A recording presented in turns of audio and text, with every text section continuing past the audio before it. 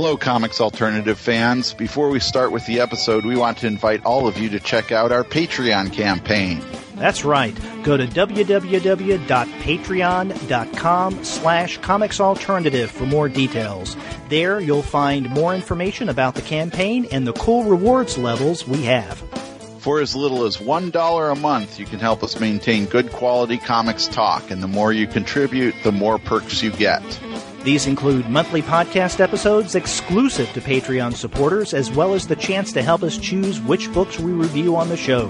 So be sure to visit www.patreon.com/comicsalternative and become one of our proud podcast patrons.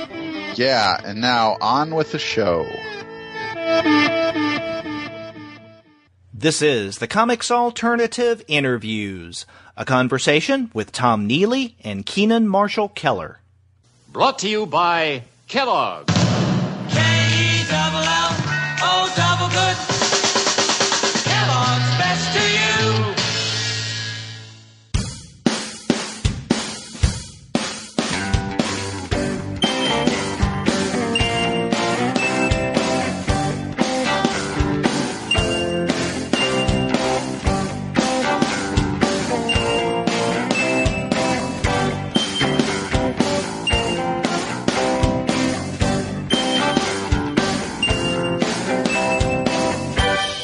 Hello and welcome to another episode of the Comics Alternative Interviews. I'm Derek. And I'm Andy, and we're two guys with PhDs talking about comics. And on this episode of the Interview Show, we're happy to have as our guests the creators behind The Humans, Tom Neely and Keenan Marshall Keller. They're talking with us about not only the first trade that came out about a month and a half ago, but also issue number 5, which comes out next week. But before we get to that conversation, we want to let all of our listeners know, as we like to do, that this episode of the Comics Alternative Interviews is brought to you by the wonderful folks at Discount Comic Book Service. Go to their website, dcbservice.com, for all of your comics pre-ordering needs. There you'll find all DC, Marvel, Image, and Dark Horse titles at 40% off of the cover price if you pre-order. All of the other publishers, you'll find that those discounts are at 20 to 35% off cover price. Every single month they have incredible specials. And sometimes you can find 45% off as a special. Sometimes you'll find 50% off cover price specials. But many times the specials are more impressive than that.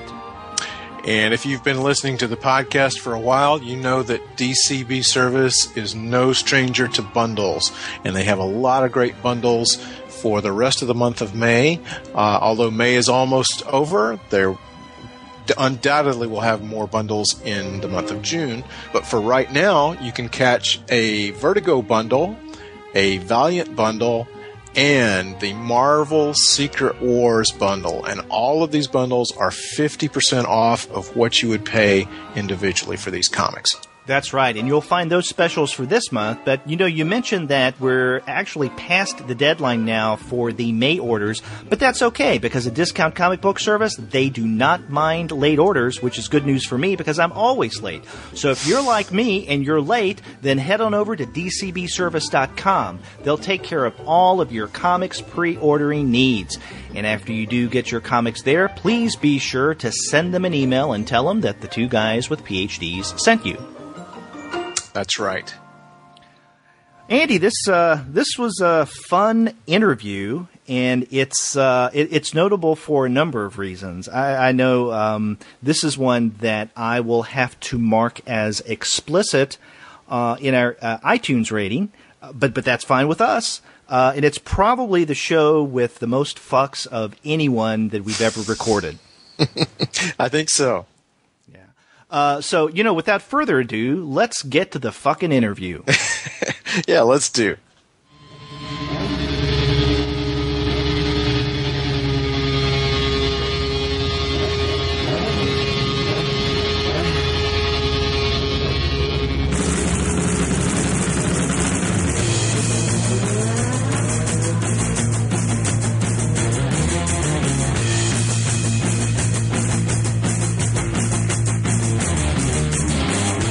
Right across this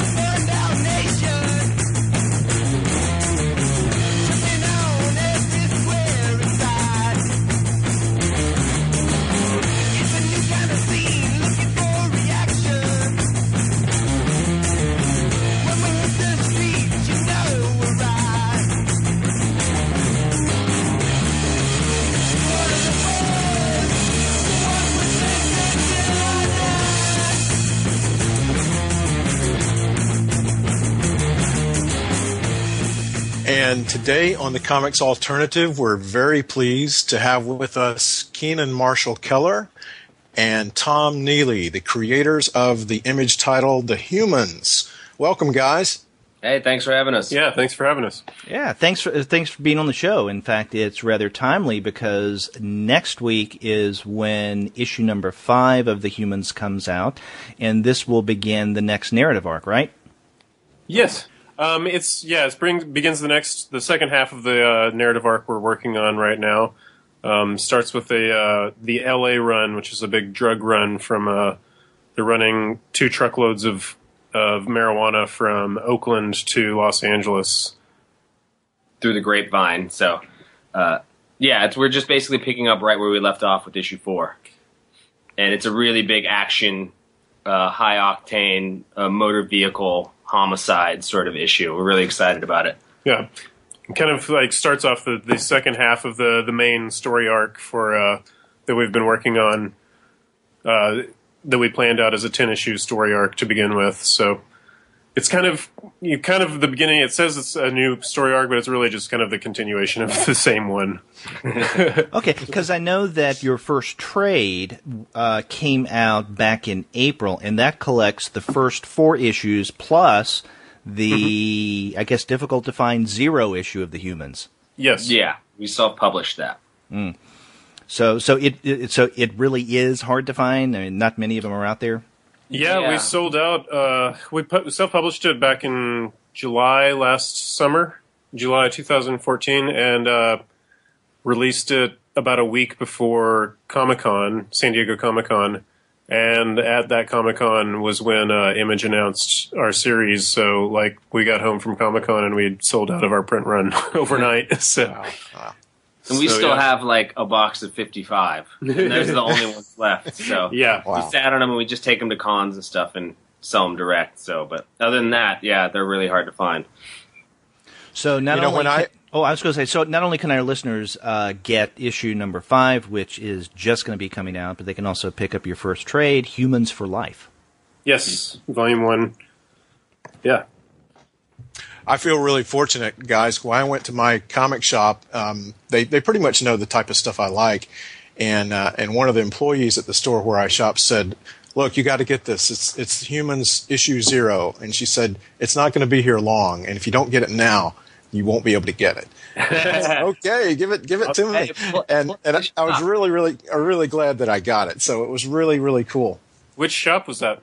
This is Third Eye Comics in Annapolis, Maryland. Oh, great! Yeah, I know even who you're talking about. Yeah, they're fans of ours. Yeah, they're great. Big support. Yeah, they rule. They are awesome. Yeah, and we hope to actually get out there at some point and do a signing or something because they've been really cool.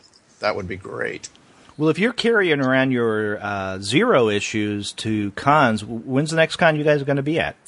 We're going to Heroes Con in about 3 weeks in Charlotte, North Carolina. We'll be there as well. Oh, great! Shit! Right on. Yeah. So save a 0 issue for me. Okay. All right. Done. All right. So we have you on air saying this. So you can blackmail us. Just put it on your phone and replay it right in front of us there. Yeah. Well, this may be kind of a predictable question, but I mean, how did you guys come up with the idea of The Humans? That started with Keenan, if you want to. I just had the idea while in film school years ago, and it was one of those ideas that I thought would never get made or be able to be done, so I just sat on it. And then I told Tom one night at a bar, and he was like, "Oh, that's fucking awesome." And then the next day he'd drawn 2 sketches, and it was over. We were doing it. And that was the beginning of the path. As soon as he said apes and motorcycles, I was like, yeah, I'm sold. I'm going to do that. I'll draw that. I've never really drawn a motorcycle before at that point, but I was like, I'll figure that out. Yeah, you weren't a big vehicle guy. And now that's all he has to draw. Yeah. Well, those I was look going to ask cool, if though. both of you guys ride. Tom does. I do, yeah. Yeah. I'm not like a biker. I'm not anything like any of our characters anymore.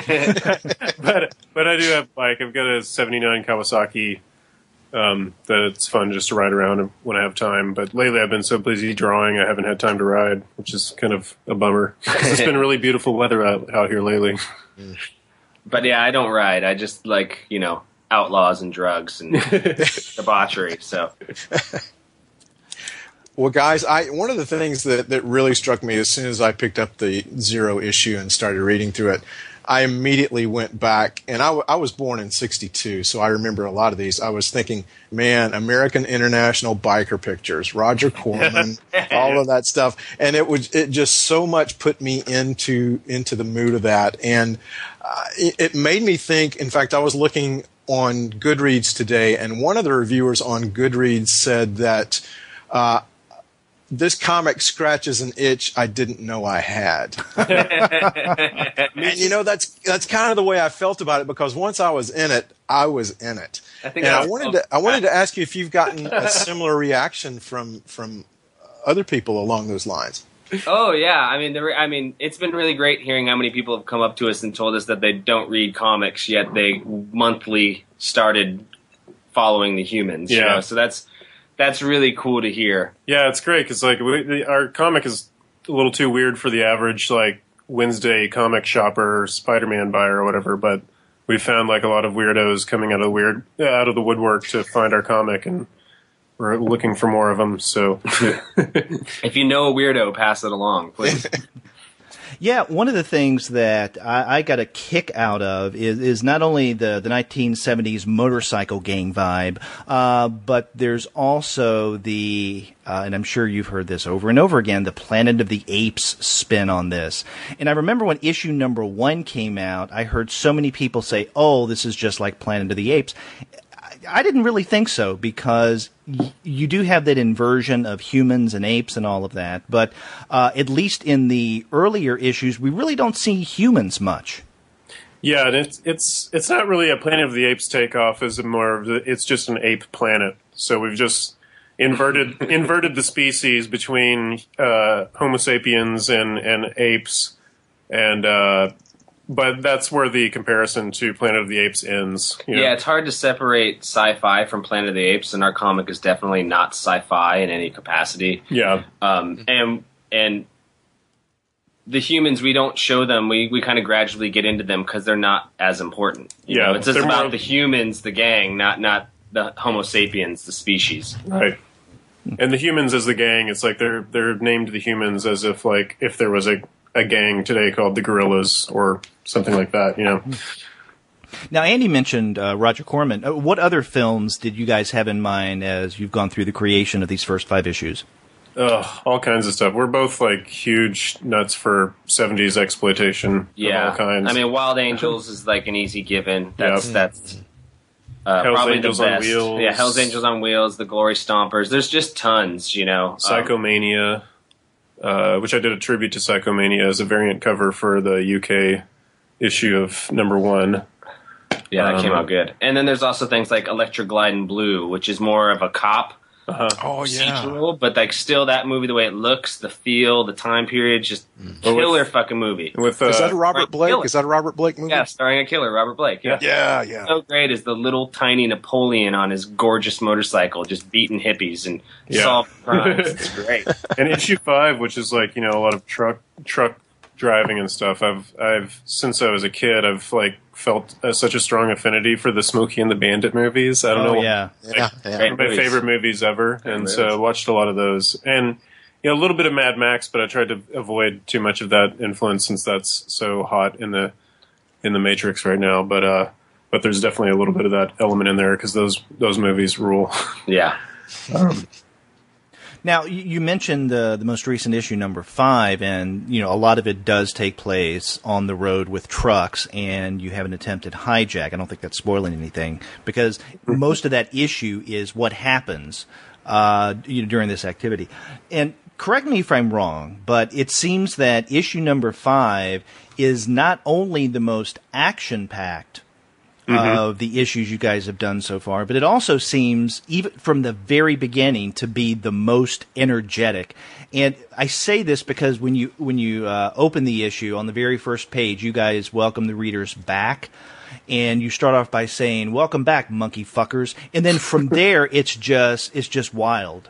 Do you think we've got all the time in the world to fill you in on what's been happening? If you got to know what's been happening up to this point, then we suggest you head out to your local shop and grab yourself a copy of the first collection, Volume 1, Humans for Life. Read the shit out of that, and then you'll be back up to speed in no time. And there's more of this. I just found it hilarious, and what that seemed to do for me is like set the stage for what's to come. Yeah, the whole comic is carrying a tone. Yeah. Like, we want to make sure every page that we're creating feeds the overall tone of the entire story and arc. Right. It's really important that you don't ever feel out of this world when looking in the comic. So, and in the back section of each issue is, with the ape shit news section, we've been carrying that too. we try to reinforce that as well. Yeah. So carry the tone of everything through it, and like bring our friends into it with like the extra pinups and stuff. It's just like we just want to keep everything just like moving full force, and it's only going to get crazier. These like issue 6 is a little bit more quiet, but then from issue 7 on out, it's just complete Bedlam. total mayhem. Yeah, it's bedlam. So excited! It's fucking insane what Image will let us print. So we're just going to keep doing it. Yeah, they didn't say no to the blowjob in the first issue, so we're just like, all right, we're just going to do whatever. Yeah, there is no. That's what's great about Image. Now, you guys self-published the 0 issue, right? And then did Image contact you at that point? We were in the process of putting together. We were planning on self-publishing the whole series ourselves, and we were like thinking about maybe Kickstarter or shuffling around some other options. But through a friend of mine, Charles Brownstein at the CBLDF, I guess he was aware of my work because we've been friends for a while. And I guess he had mentioned what we were working on to Eric Stevenson at Image, and then we got in contact with Image, and they were like, "Let's do this," and we were like, "Okay." We hadn't planned on even pitching it to anybody. Actually, early on, like about 6 months earlier, we had like thought about like, could we pitch this to Image? And we talked ourselves out of it. Like, nah, Yeah, we didn't think it was possible. they'd never go for it. We'll just self-publish, and then it worked out. So, Yeah, I mean, Tom was basically only like 12 to 15 pages deep in 0 when we had that initial meeting, I think. So it wasn't totally done. I mean, that was how many you had inked, because I think of how many pages we sent him to show him, just a sample. So, Yeah. and then when we had the meeting and we just said, hey, we're thinking about self-publishing the issue 0, black and white, and it'll be, it's like basically a calling card for the series when Image puts it out. And he was like, great, sounds awesome, do it. So, yeah. So we kind of planned it to like self-publish it where we would drop the issue 0 right before the Image announcement, but we already kind of had the deal in place. Wow, that's cool. You also mentioned that in the back of every issue there's the ape shit newspaper, the newsletter, and specifically Karn's Corner. Yes. So for those who may not be aware of the Humans, and well, first off, shame on them, but who is Karn?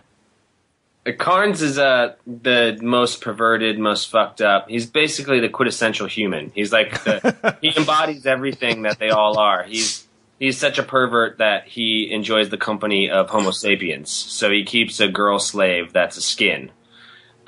We call it skins are the Homo sapiens in the world. That's the slang for them. We call them skins. He likes them smooth. He dates Homo sapien slave women, which is basically like dating an ape if you were a human right now. Yeah, it's really very questionable. But and he's just violent, loves pig stickers. He likes knife fighting. He's got the most personality. Everybody seems to gravitate towards that character. So he's like, I think he's like kind of becoming like our Wolverine or something. Like everybody's into him.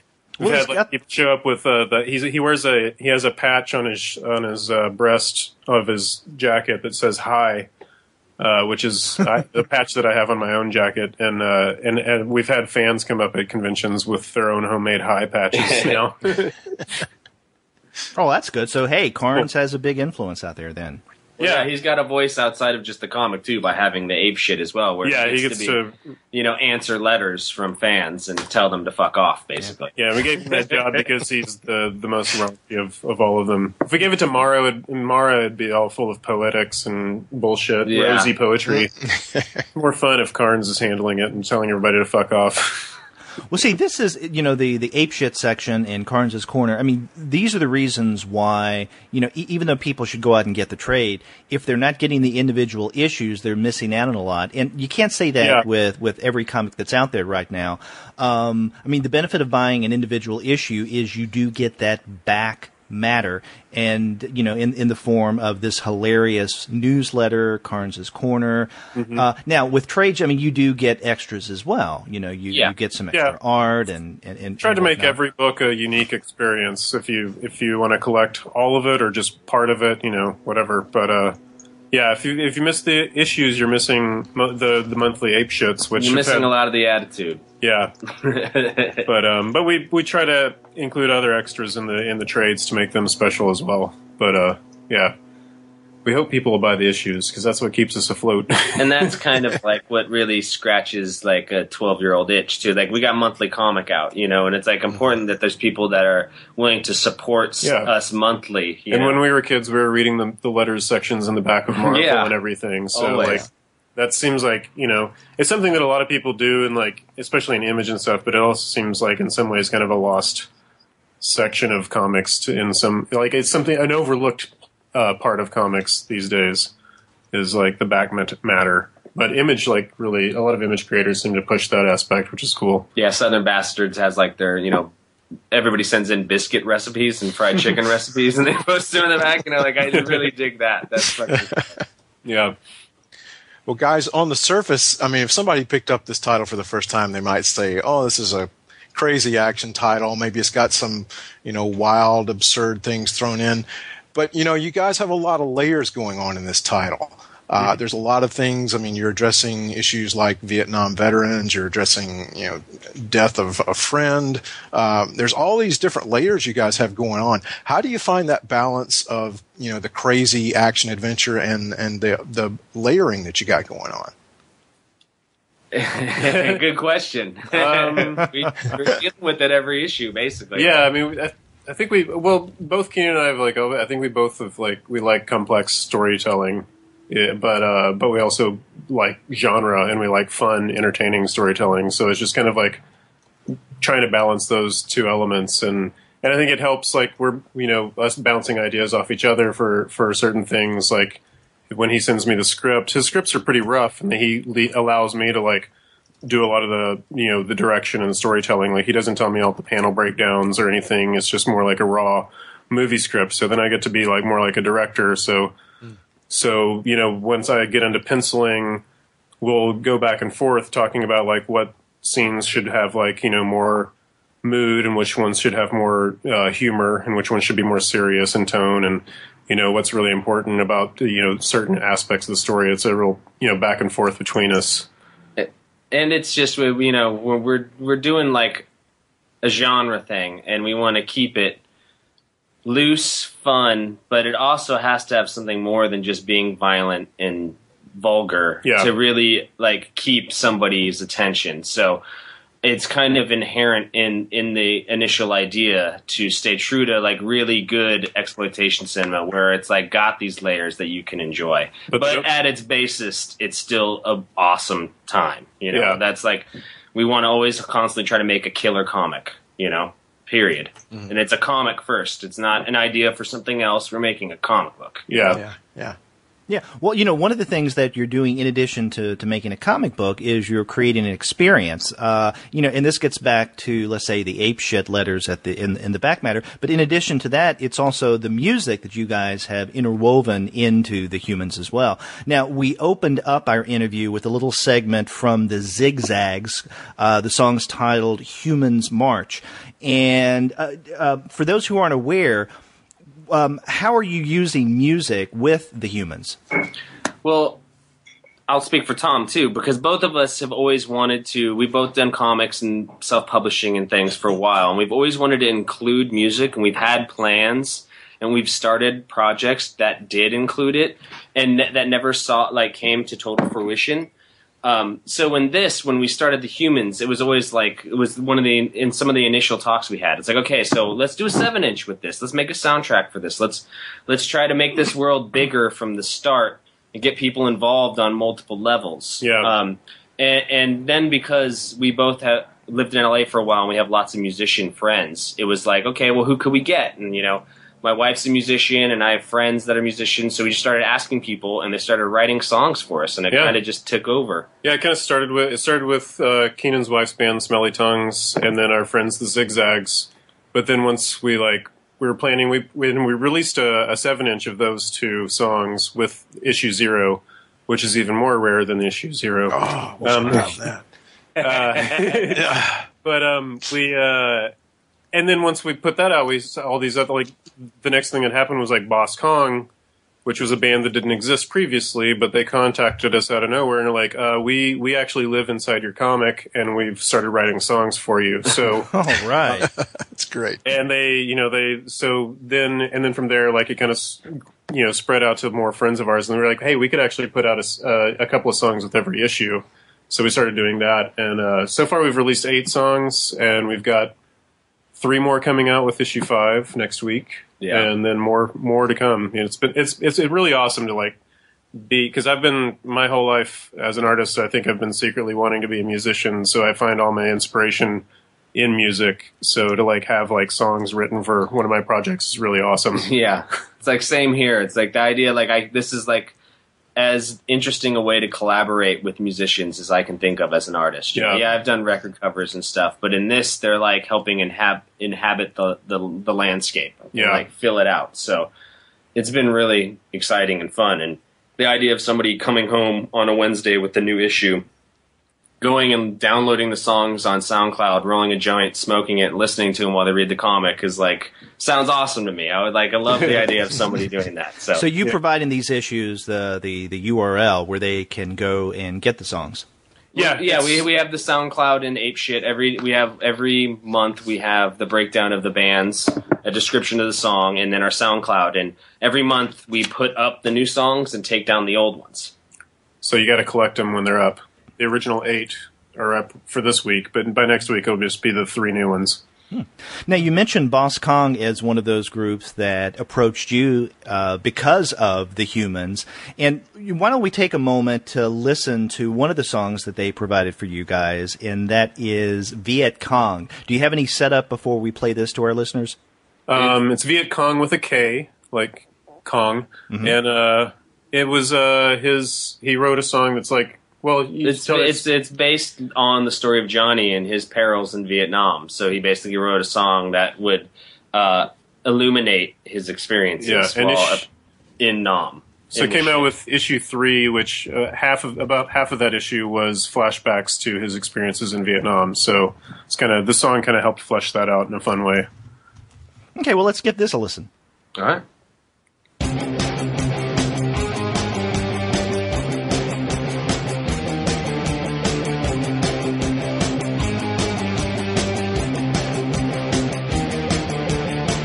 Blackbird cuts the sky. Watch the Strela fly. Huey Cobra takes a dive. Copter pilot burns alive. Charlie runs wild through the hot meat cow. Gotta lay eyes on the Viet Cong. Charlie runs thick as the day is now. Gonna get shot by the Viet Cong. Charlie lays traps for the weak and strong. Better not fuck with the Viet Cong.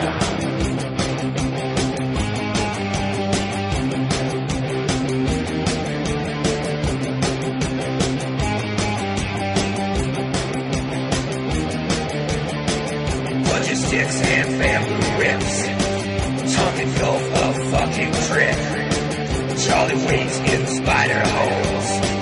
Take your life and rend your soul. Charlie runs wild through the hot meat cow. Gotta lay eyes on the Viet Cong. Charlie runs thick as the day is long. Gonna get shot by the Viet Cong. Charlie lays traps for the weak and strong. Better not fuck with the Viet Cong.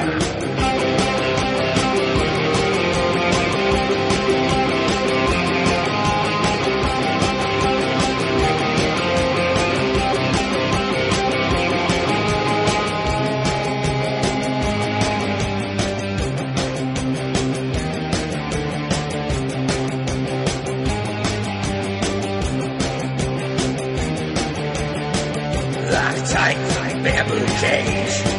Knees to chin, he starves away. Maggot meal, insect lunch. 100 clicks back to the front. Charlie runs wild through the jungle down. Shovel mass graves for the Viet Cong. Charlie runs thick as the day is long.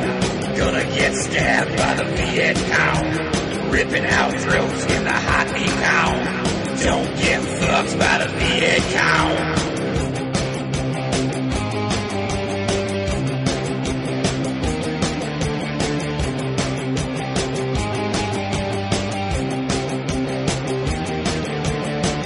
M60s pierce the night. Special forces and firefight. Cut loose and cut off heads. Put those Viet Cong to bed. Charlie runs wild through the jungle down. Shovel mass graves for the Viet Cong. Charlie runs thick as the day is long. Gonna get stabbed by the Viet Cong. Ripping out throats in the hot meat cow. Don't get fucked by the Viet Cong. Yeah, guys, that was really cool. I wanted to change directions a little bit and ask you about Christina Colantes. Is that am I saying that right? Coyantes. Her color work is really, really nice, not only in the psychedelic scenes and in the Vietnam flashbacks, but also the fight scenes. Mm-hmm. And I wanted to point out a really, really effective scene in issue number 4 that alternates between the Skins fight and a different type of fight between Bobby and boss man Abe Simian. Right. How did you guys get connected with her? She's just a friend of mine. We met a few years ago, just mutual artists through artists, and she's an amazing artist. And when we started working on The Humans and we were planning to self-publish it, we were going to do it black and white. But when the Image deal came along, she volunteered to become part of the team and color the issues. And I think it's for the better. It's been amazing how much that has transformed the project, because without her, we wouldn't have had all the psychedelic elements and all that. You know, it would have been a totally different book. It would have been more, I don't know what it would just be a totally different feel overall. Yeah. So it gives it another like level of life.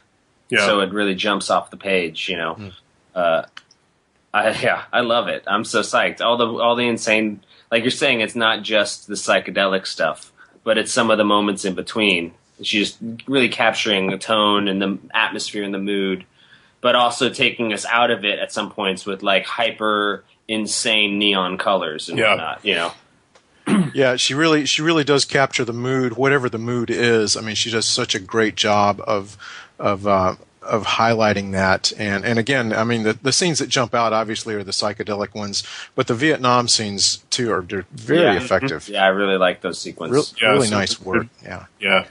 Yeah, and in fact, one of the things, along with the color, that really strikes me about the series, and you get this at least once in, I think, about every issue, and that is these incredible 2-page spreads that you create, Tom, and they become, I don't know, just almost like an assault of color and images. I mean, and for instance, in issue number 1, toward the very beginning, you have, you know, it's like the announcement of your title, Humans, Bakersfield, you know, for life till death, and then later on the fight scene when they're it's the Scabs. The Scabs, yeah. And then we get this in issue number 2 when Johnny is at boot camp, and you have the drill sergeant whose face basically consumes the middle of that 2-page spread. And as he's yelling, you get the panels in between his shouts. Yeah. And then my favorite is, I think it's the end of that same issue,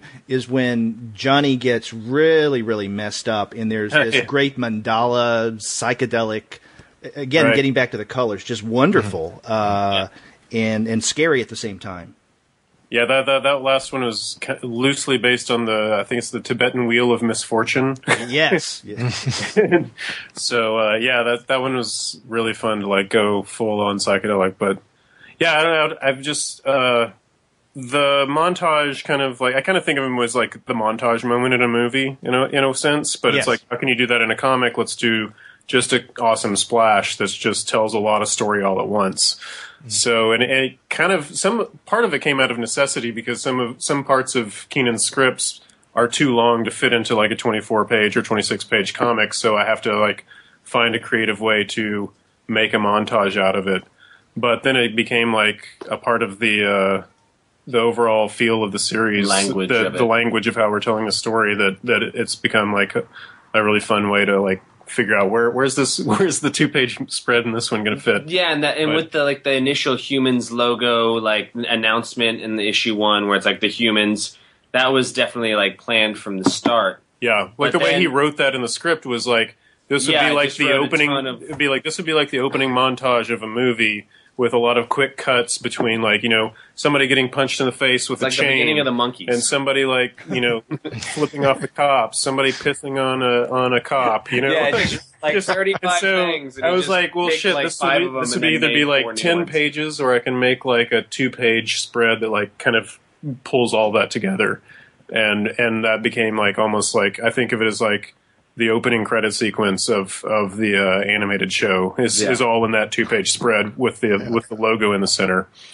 So, and you have something else, something very similar going on in this recent issue, number 5, almost in the very center during the height of the hijacking scene. There's this nice 2-page montage. Mm-hmm. With the giant honk. Yeah. Yeah, that was the point. I was just like, I just got to put as much action into 2 pages as I can, and I'm glad it actually ended up being the exact middle page of the issue. So it's a nice spread. It's basically 1 page, that one, actually. It's a centerfold. Yeah. But at some point, I thought this whole issue would be double-page spreads, but then I had too much. There was too much story to tell, so it became more of a mix. It worked out better because now it's got like a pace and it gets really fast by the end. And then the giant ka-fucking boom. Yeah, that's awesome. Yeah. Got to use ka-fucking boom as often as we can. Not too much, but... Well, and it's definitely in character with the gang. Yeah. Yep. Your shit doesn't just explode, it fucking explodes. Yeah. Well, talking about the character, let's look at some of the individual characters that make up the Humans gang. And one of the things that readers can get by getting the trade that came out about a month and a half ago is, there's a nice back section that gives you a rundown of everyone, their race, their age, their height, their strengths, the kind of bikes that they ride, all that stuff is there, their favorite weapons. So I know that your, issue 5's coming out next week, and you I guess you got another 2 or 3 issues that you're working on now. But so far, what from each of you, which ones are your favorite characters? Oh, that's tough. Man, I kind of love all of them so much now.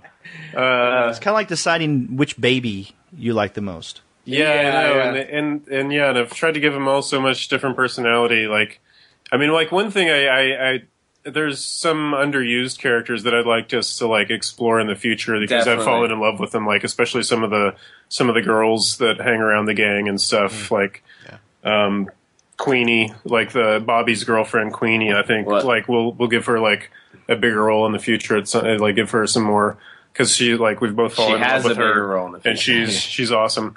Great. But I don't know. Like it'd be fun to explore a lot more with each of them. But because I've fallen in love with all of them. But I mean, I gotta love Waz. He's really he's the scabs. He's like he's the the guy who pokes you in your wound. He's just like he's in the loud mouth laughing bitch. The big mouth. So I think he might be one of my favorites. And Doc's a lot of fun. Yeah, I'm having fun with Doc, and he always has like a different T-shirt referencing blowjobs or something. So I'm having fun looking for fun shirts to give him. And Clyde, his older soft-brained brother. Like there's lots. It's hard to pick actually. At first, when I first started working on it, Nada, who is the kind of the hippy dippy one. He's the one that at the funeral like throws the drugs in the air. He's like, "Hey, everybody, let's party." And he was kind of one of my least favorites when I originally designed him. But like once I started drawing the series, he's become one of my favorites because he's just always the one who's ready to like have a great time and party. No matter what, he's always got a grin on his face. He's got no conscience. He's just ready to party. And he's always got a joint in his mouth and a grin on his face. So he's fun. Well, I was going to say one of my favorites is actually Doc, and for the reason that you stated, that about every T-shirt that he's wearing, and they vary from issue to issue and sometimes within issues, has something to do with the blowjob. Yeah. Yeah. And actually, every one of Nada's T-shirts is a reference to a underground comic book that we're fans of. So, like in the first issue, he's wearing a John Porcelino's King Cat comics. Oh yeah, that's right. I forgot about that. And then in issue 5, he's wearing an S. Clay Wilson shirt that's the Checkered Demon, which was one of his characters. He wears your boy. What else? Dylan, right? Can't remember. Oh yeah, he wears one of the Reporter, which was Dylan Williams' comic book. He wears a Reporter T-shirt in issue. It's just 4. like fun little things that fuck with the timeline, don't make sense with the 70s, but we don't care because we're making an underground comic. So. Yeah, some nods to our friends and stuff, but yeah, it's fun. Well, oh, sorry. Doc's Doc's the oldest and wisest, but he's also the filthiest. That's why he's got his priorities straight. He's about blowjobs. Yeah. He knows what he likes and he knows what he needs. Well, I was going to ask, since you're talking about references that you're sticking into the various issues, I'm sure there's a reason why in issue number 2, the cop that approaches Johnny is named Rugg. Yeah. Jim Rugg. Yeah, our good friend Jim Rugg. Love him. Yep. Just like Mara's Benjamin Mara. Mara, the poet character, is named after Benjamin Mara, and Carnes is named after Jason Carnes. Who does a comic Fuckator, which came out through like Fantagraphics. That's really awesome. Good friend, killer cartoonist. So yeah, we're like, I'm naming, and they gotta have good names too. I'm not like, Phil. And like, no, it's like you got a good name like Carnes. But also if you would now, go look up his work. Anybody listening to this, you'd be like, "Oh my god, it makes so much fucking sense." He's great. But yeah, Jim Rugg is Sheriff Rugg. Yeah, yeah. And Jim Rugg did a back cover pinup art for, I believe, an upcoming issue. Yeah, it'll be either issue 6. Is it 6? No, 7. 7. Sorry, 7. Yeah, issue 7. So he's going to be joining the gang of our pinup artists that we've been pumping on the back page. Now, as we were getting into issue number 2, and then I guess the storyline that makes up the first trade, arguably Johnny seems to be the main focus, because once he's introduced, I guess it's the tail end of the first issue, although we don't really know who he is then. With the emphasis on Vietnam, him fitting in, him being messed up over in Vietnam, he seems to be a very central part, if not the central part, of the first trade. Do you have plans to vary the character focus or focuses from, one narrative arc or at least half arc to the next? Well, with the humans, there is a focus. But we also are going to be opening and expanding on the world over time, too. So we want to... But it is basically Johnny's story somewhat with the humans, and then we'll be following him on a second arc after the humans is done. But we're also opening the world to where we can go back and tell, stories from the past and or stories about some of the other crews that we've brought up or characters, because we've fallen in love with them. And then once Tom draws them, then we're like, God, now it's got a face. I want to write for it. Let's make something cool with it. Yeah, we originally planned and Keenan wrote the first 10-issue story arc, which would eventually be Volume 1 and Volume 2 together as Johnny's story of his return home and rejoining the gang. And we're kind of planning it out as more like seasons rather than an ongoing series. So then we have the second part of the story would be another 10-issue miniseries we'd work on, and we've got other ideas planned out to expand the universe with more characters and have fun with it. As long as people are like, digging it, we're going to keep going. But we've got like wrist and back hold up too. Yeah, but we've definitely got like at least 3 or 4 10-issue like miniseries story arcs that would eventually like comprise like 4 giant graphic novels of stories, but they kind of like planning them out as like succinct stories. So the first one, The Humans, is basically Johnny's story. And we'll continue with his story, but like we're saying too, like we also have ideas to follow Carnes on the road and all these other things. So we're ready and excited to like open it up. We also are planning on doing a Christmas special. Yeah, we're gonna do a Christmas issue, which will be going back in time basically and telling some stories from the Humans characters that aren't Bobby or Johnny focused. And we're making we're gonna make a fake biker magazine that would exist in the Humans world. So like sort of I've been tentatively calling it Sleazy Rider. There's only like 3 people ready to sue you. But yeah, that's probably been taken. But yeah, we're gonna do a biker mag that would exist in that world. That would be just like a issue of Easy Rider with articles and like bike spreads and scene reports. And fuck helmets, rallies, and all that. So we want to keep expanding the world and like doing fun stuff with it. But essentially, the first story arc, 10 issues, is Johnny's story, as you're asking. Now, I'm glad you guys are going to go back and do maybe some backstory, because I would really like to know like how Abe Simian came to power, and I'd kind of like to know Mojo's backstory too. Oh yeah, well, we're going back and doing a story in the Christmas issue with Mojo. It's not so much his backstory as it is just giving you a story he was involved in while he was alive. But however, we are giving you the story of how Carnes got his human skin boots. Yeah. In the Christmas issue, so that'll be coming up. So yeah, but whatever we can, we're gonna like drop in some like backstories and stuff. And fun stuff. Like just as long as we have time to do it and people are buying it, we're gonna keep doing it. I think. So. Yeah, a good young Abe series would be alright. Yeah, that'd be fun. Now you've been referring to the first 10-issue collection as The Humans. So with the next 10 issues, would that be called something else entirely? That's but still part of the Humans universe? Yeah. We're tentatively calling that The Jungle, but and it'll make sense. It's still the same Humans universe, though. Yeah, and it'll just be a continuation of the human story, but this is the next part of it. So, and its focus is different, and its setting is different, and everything involved is different. So therefore, and the idea of same characters, same universe, but it's a new story. So yeah, the sequel. It's a little. It might be confusing, but people will get it. Yeah.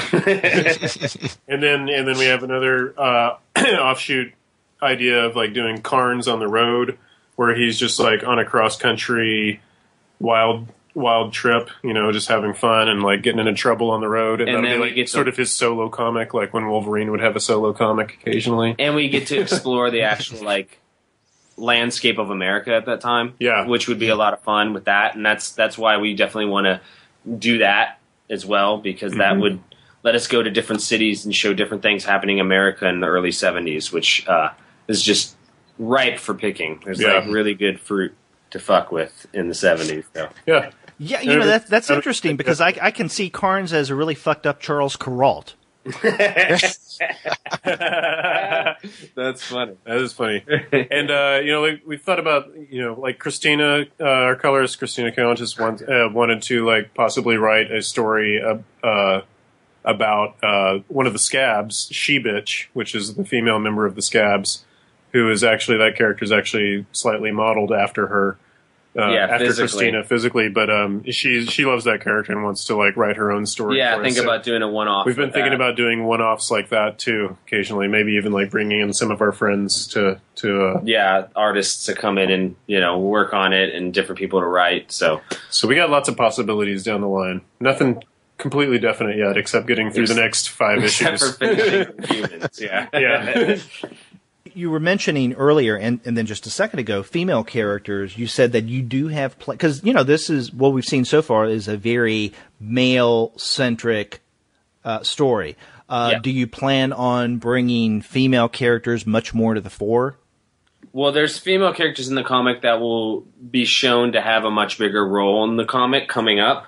But then also in the future with the Jungle, the next series, we have a much bigger basis for that, even though it wouldn't seem like it once you know where the setting. I can't tell you too much about it, but yes, we are getting into. That's also a reason why we wanted to do a like backstory for She-Bitch one-off as well, because these women in the comics are important and interesting, and we are going to get to them.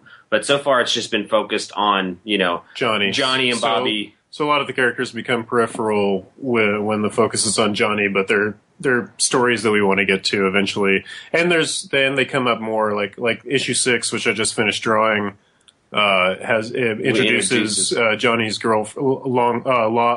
Johnny's ex-girlfriend Peg, and then issue 7 she becomes more part of the story. And the same with Queenie, who's been in the background of the comics so far as Bobby's main squeeze. She becomes a much more vocal and important part of the gang as things move on. Especially in the second arc, The Jungle, she kind of takes on a different role. Yeah. Queenie does?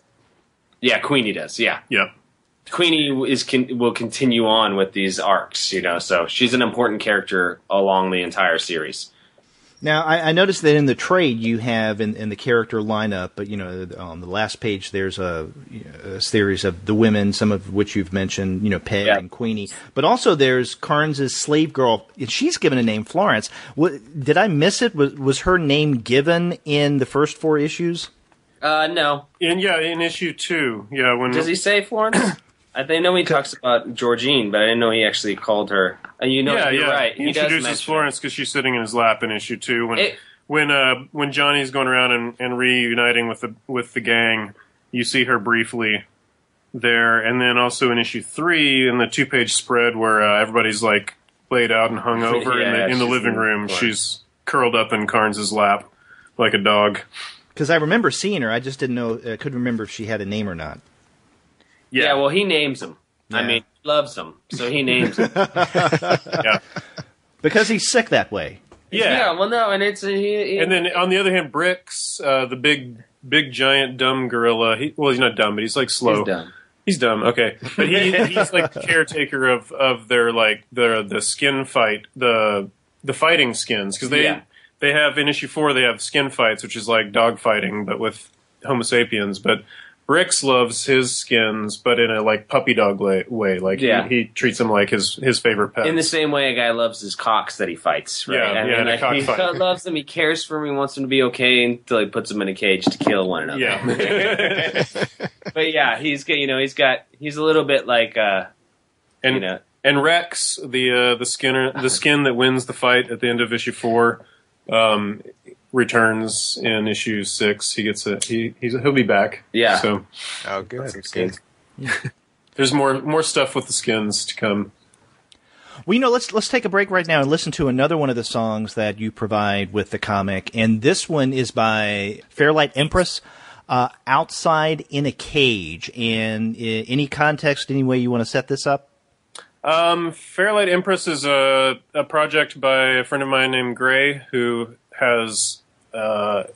He's involved in so many bands I can't keep up. Hive Mind. Hive Mind is one of his main things, but he's an experimental electronic musician that I became friends with years ago, and he's also rides bikes and was like a big fan of the comic from the get-go. So when he asked to do a song, he was like, "What would you have in mind?" Because he's more electronic. I was like, "Well, we're both huge fans of like John Carpenter movies, and like and like that kind of seems in your wheelhouse." And he like kind of went for like that. But he said when he turned it in, he was like, "I kind of feel like this has a little bit more of a Miami Vice vibe to me." I was like, "That's cool. That works.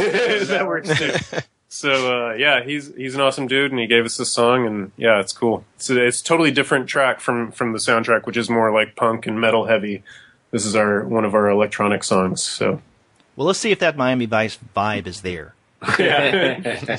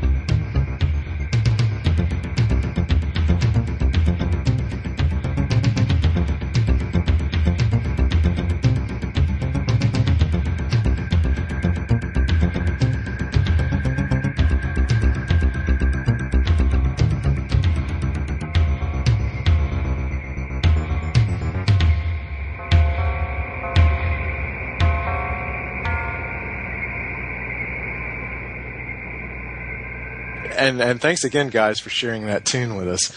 I wanted to ask you what it's like in making like some artistic decisions to incorporate kind of a genre that we think of as mainly late 60s, early 70s, and that's like the biker movies, to bring that into a comic book that works in 2015.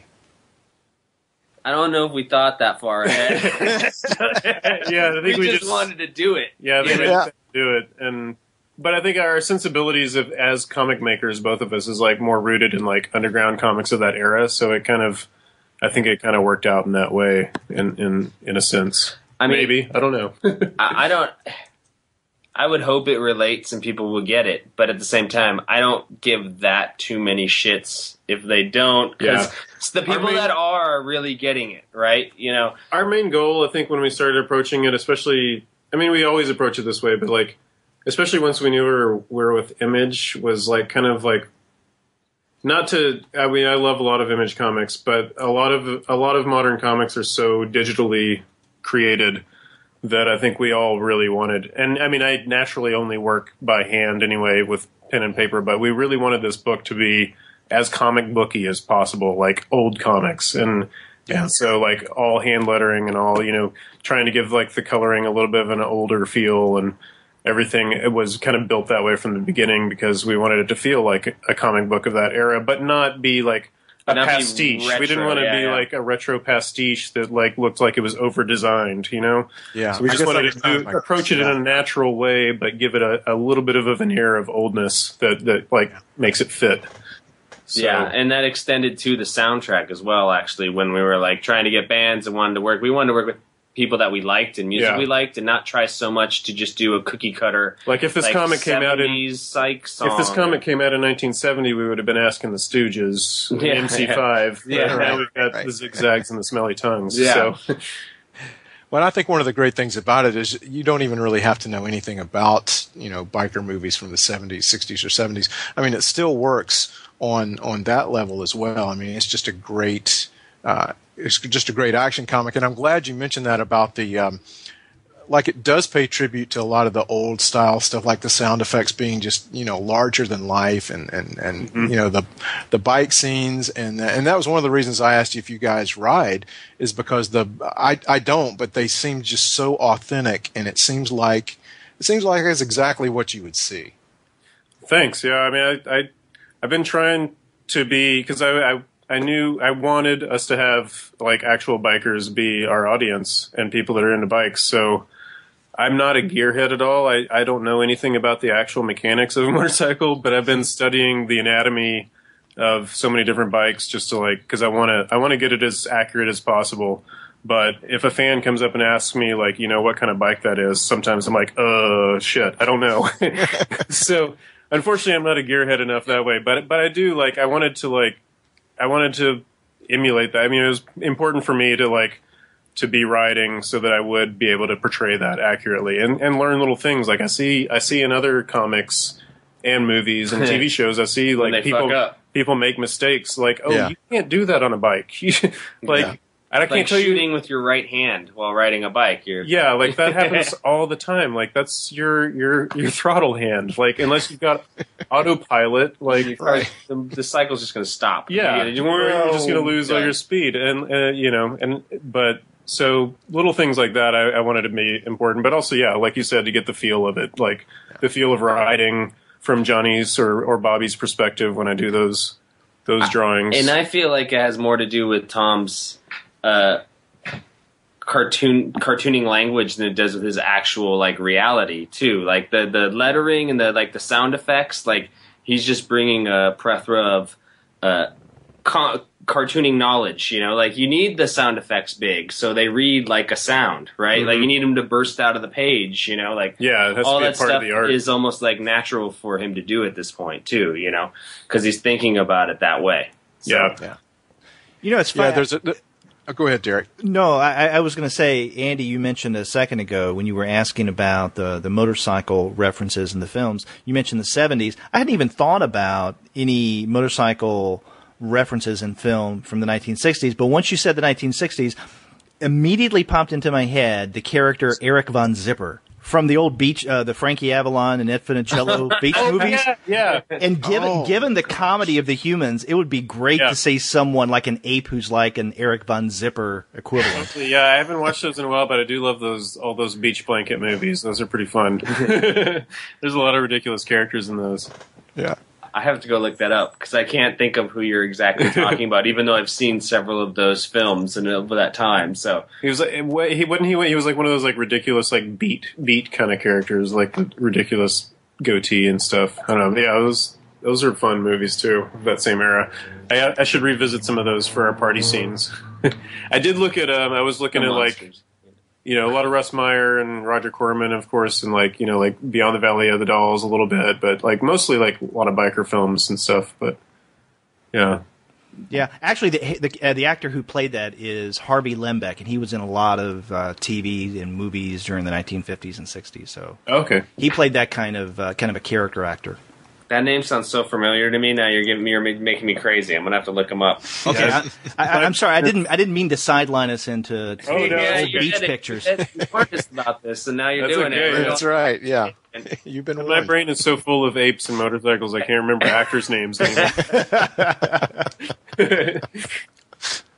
Now, we've been talking a lot about all about the humans with a brief tangent into beach movies, but let's talk about some of your earlier works and maybe what you've brought from those experiences into the humans.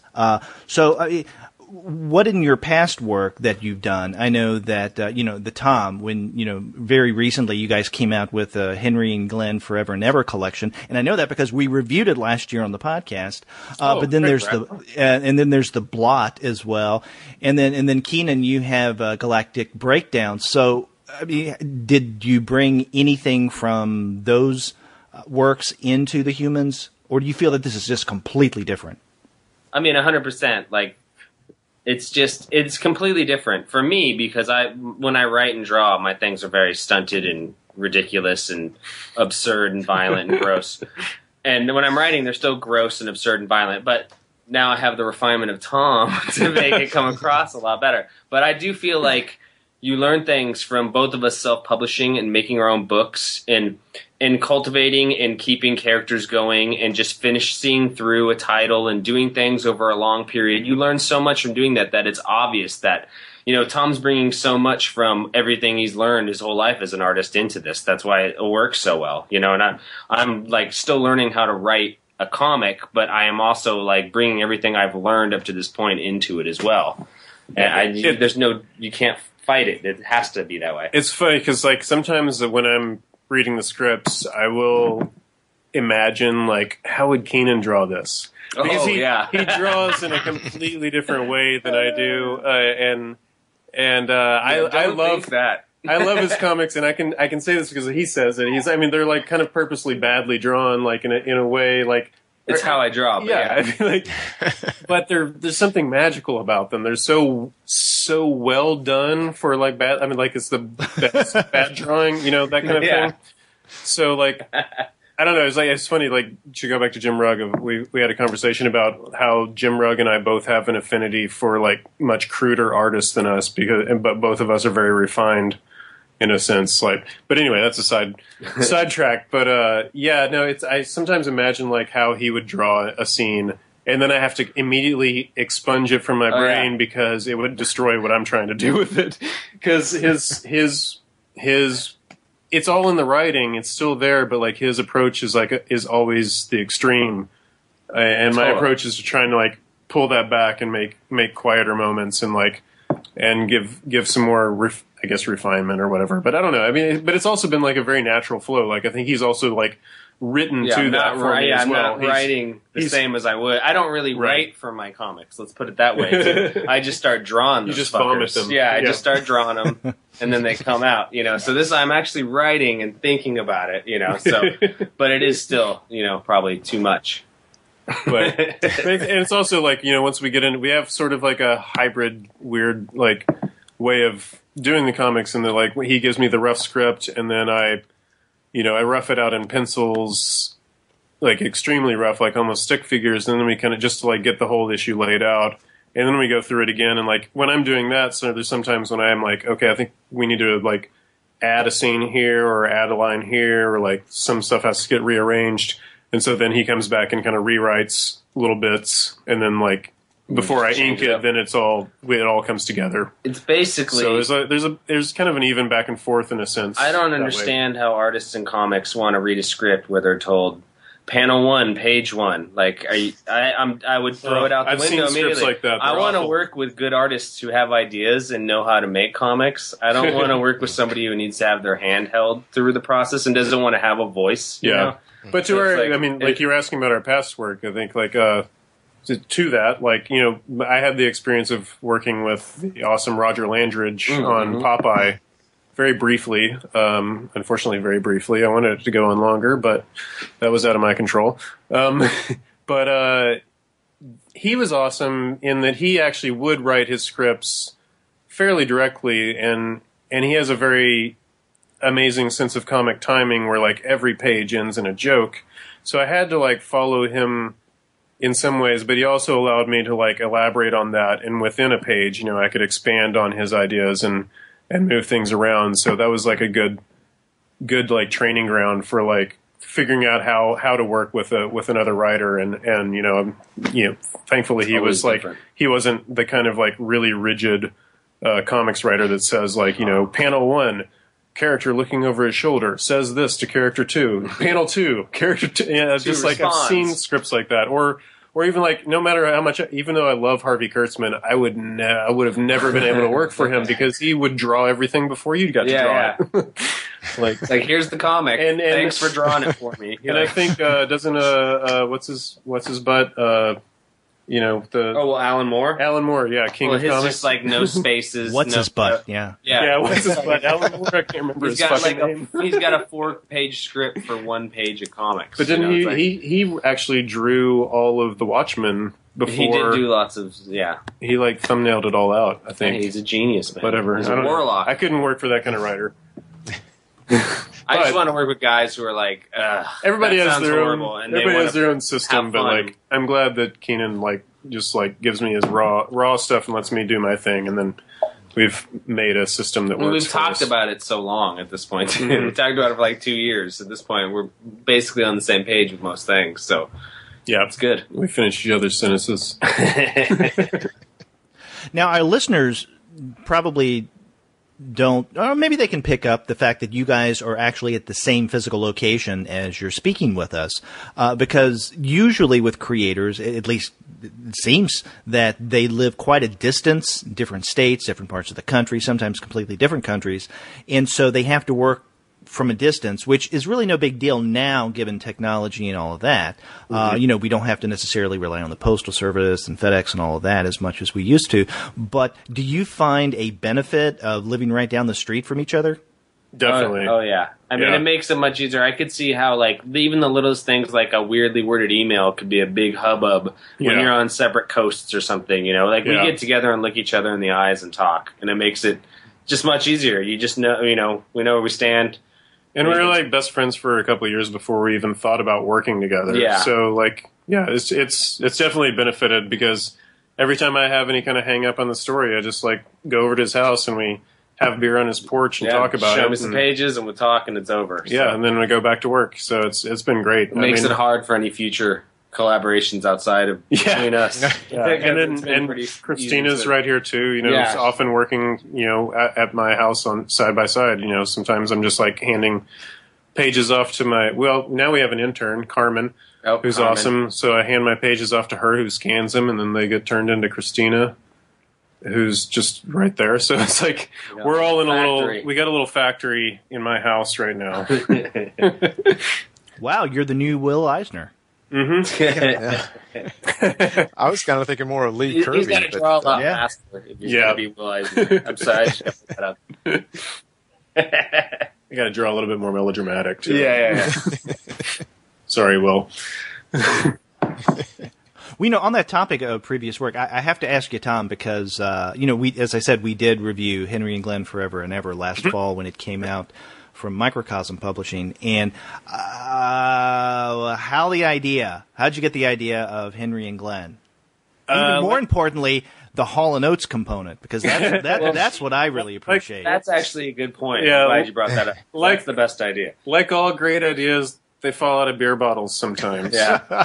So, Henry and Glenn Forever started as I used to have a art fraternity, which was me and three of my friends that we had all recently moved to LA and were starting out our careers and just like decided to get together once a week or once a month to like have some beers and talk about art or go see art shows and critique each other's work and whatnot.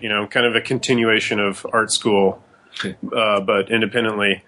And at one point we were kind of like, we were at a bar, the four of us together. It was my art fraternity was called Igloo Tornado, and it was myself, Scott Nobles, Levon Jahanian, and Jen Stevens.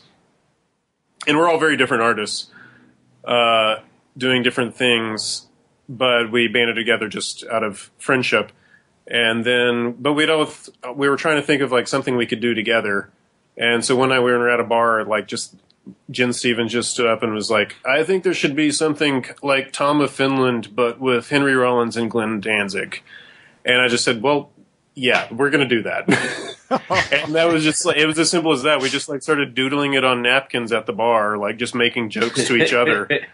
And we just like continued that for like a couple of months. Whenever we get together, we doodle a couple of more Henry and Glenn jokes. And then we made a little zine.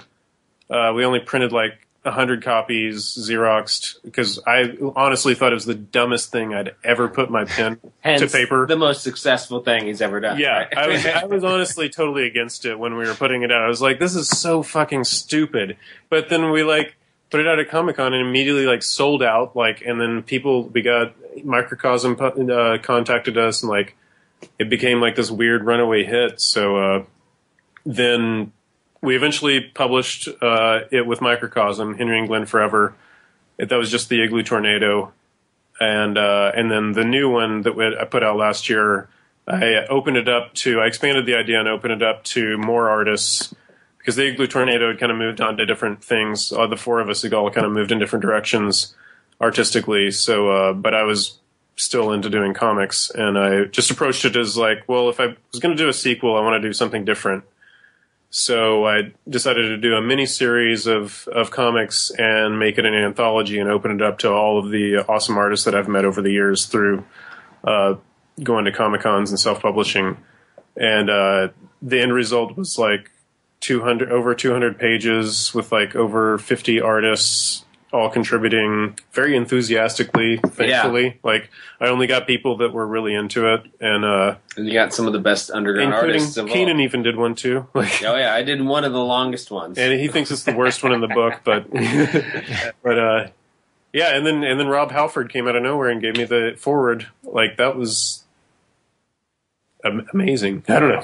That he got it. He got it to the point where the foreword is so funny. And yeah, something that fell out of a beer bottle 10 years ago turned into like a huge cult hit that made me get to meet and become friends with Rob Halford, my idol since I was 10. So pretty cool. I guess that's the story in a nutshell.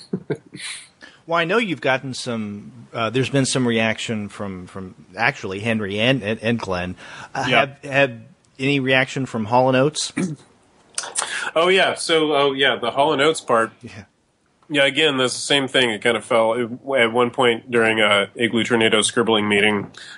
Scott Nobles just drew a picture of Hall & Oates, and I remembered as soon as he did that, I was like, "That's going to go in the book," because I remember a rumor from the 80s, there was an actual rumor that they were secretly satanic.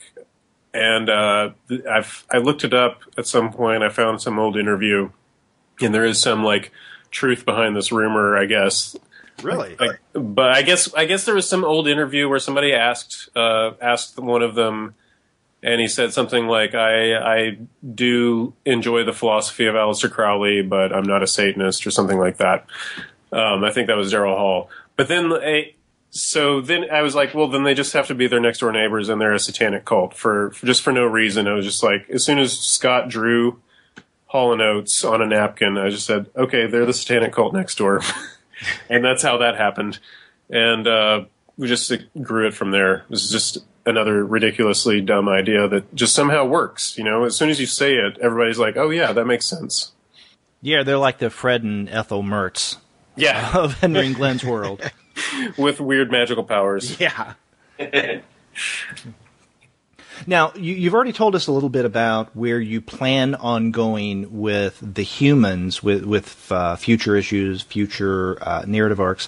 What about individually, or maybe even together, works that you guys are doing outside of the humans? Well, the humans is like such a giant, expansive thing we're working on together that is a big chunk of our lives. That's pretty much all I'm doing now, but I've got other ideas on the horizon. But Keenan is working on another I series. have like some of my self-published. I got Force Majeure, which is a comic series I'm doing about homicide detective Chuck Gnarly, who lives in LA and he's the kung fu cop fighting like a killer cult, basically.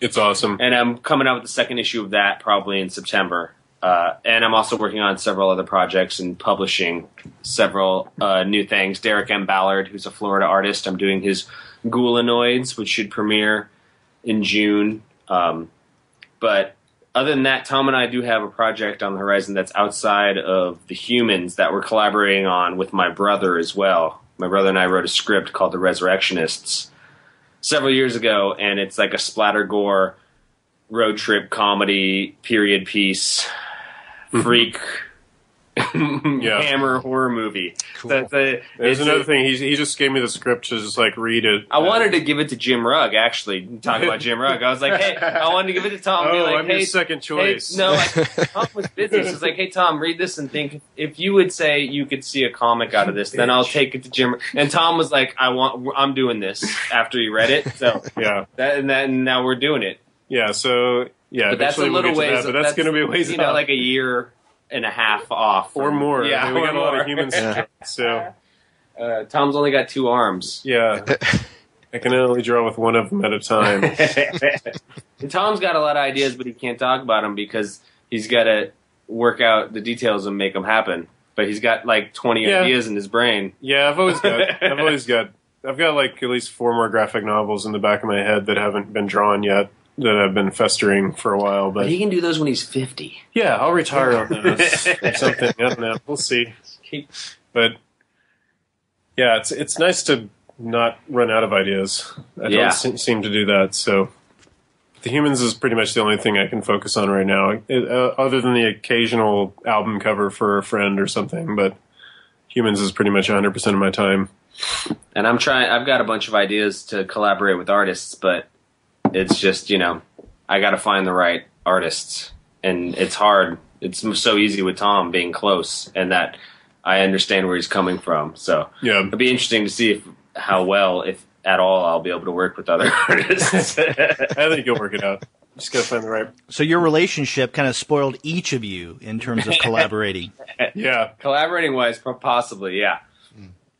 Well, guys, I want to thank you for being on the podcast. And what we'll do as we exit the interview is listen to a song by one that you've mentioned, the group Smelly Tongues, and this is Live to Ride. So you want to set this up in any way? Yeah, I mean, my wife is the drummer of Smelly Tongues, and I approached them to do a song for our 8-biker comic. And Brian, who's the bass player, was like, oh, yeah, I can do this. All right, I want to do like the weird campfire hippie song that's all about like death and whispers. And I was like, done. All right, that sounds everybody's great. Doing acid around the yeah, it's a peyote party. So I was like, all right, do it. And I just gave him and Tia, who sings on it and plays guitar, a couple ideas of where the story's going, and they went from there. And they wrote a really killer song. It's really weird and great. Yeah. They wrote it before we'd even drawn an issue. Too. Yeah, I think we were working on issue 0 when they recorded it. So, What did that help inspire you and move the direction of the arc and story? Tom, they're in issue 1 into it, so. in the bonfire scene to Mojo. Both Zigzags and Smelly are in the comic as bands playing their songs. And Boss Kong will be in issue 7. So there you go. They're actually in the comic. Well, guys, thanks again for being on the show, and let's listen to Smelly Tongues. Thank you. Right.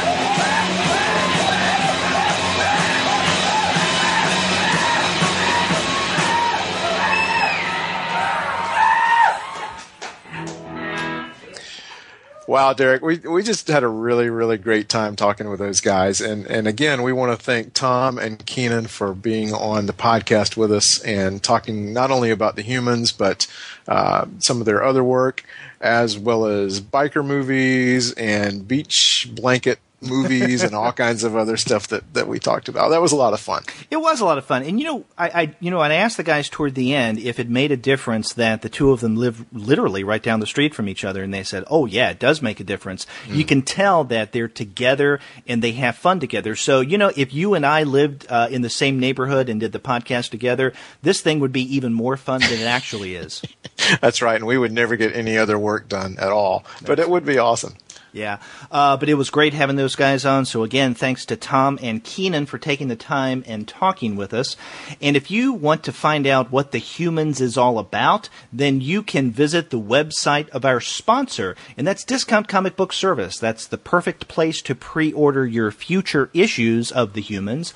Or if you want to grab a copy of the first trade that came out in April, and why wouldn't you, go to the website of the sister company of DCB Service, and that is In Stock Trades. So if you go to InStockTrades.com, you'll find that you can get a copy of The Humans, the first trade paperback, at 42% off of the cover price. So instead of paying $9.99, you'll only pay $5.79. So it's a great place to get your comics, whether it be Discount Comic Book Service or In Stock Trades. You can't go wrong. And after you do get your comics there, get in touch with us and let us know what kind of things you're going to be reading and how much you enjoy The Humans. To get in touch with us, go to our website, and on the right-hand side of your browser, you'll see a tab that says Send Voicemail. Click on that, and from the comfort of your own desktop or mobile device, you can record a greeting through the miracles of SpeakPipe. Or you can call us the old-fashioned way. Our phone number is 415-3-COMICS. That's 415-326-6427. And if you'd like to check out what we're doing on Twitter, we are at Two Guys with PhDs. And if you go on Twitter, you can find out what we're doing on the podcast and updates to the blog and any other news that's there. That's right. You can also find us on Facebook and also on Tumblr and on Instagram and on Google+. We're all over the place. Now, if you want to email us, you can contact us at twoguys@comicsalternative.com. If you want to email me directly, I'm Derek at comicsalternative.com. And how do they get in touch with you, Andy? You can contact me at wolverton@comicsalternative.com. That's right. You can subscribe to the podcast through iTunes. You can stream us on Stitcher. You can find us on TuneIn. But you can find every single one of our episodes, as well as our growing list of reviews and comics-related commentary that we post on our blog. And that's at comicsalternative.com. That's right. So a lot of ways to get in touch with us, and we like to hear from you. So whether you use those means or our forum, chime in on this interview with Tom Neely and Keenan Marshall Keller. So we'd love to hear your reaction. Yes, we would. Yeah. Or if you want to give us your reaction through your support on Patreon, then go to patreon.com/comicsalternative and then show us your love that way. That's right. And also I know we mentioned this in the podcast, but again, Derek and Andy and I will be at Heroes Con, and as will Tom and Keenan. So you could kill a lot of birds with that one stone if you want to catch us at Heroes Con next month. Yeah, and that's a good point, Andy, because not only did they mention that they would be at Heroes Con in June, but they also will be at the big Comic-Con in San Diego. And also, later on, they're going to be at a convention called, or a gathering, I don't know what you call it, called Born Free. This is the 7th annual Born Free in Southern California, and this is where bikers gather. So it just makes sense that they're going to be there to share the love of the humans. Yeah, I can imagine that being a really big hit there. Yeah, so, whether you're in San Diego or Charlotte next month, or you want to be Born Free, you can see those guys there. So when you do say, hey, I heard you guys on the Comics Alternative, you rocked. Yep. Or you fucking rocked. How about that? Yeah. And Andy, to take us out of the show, we played a little clip in the outro from Smelly Tongues, the song Live to Ride. We're going to play that song in its entirety now. All right. Yeah. So we'll see you guys later. I'm Derek. And I'm Andy. Take care.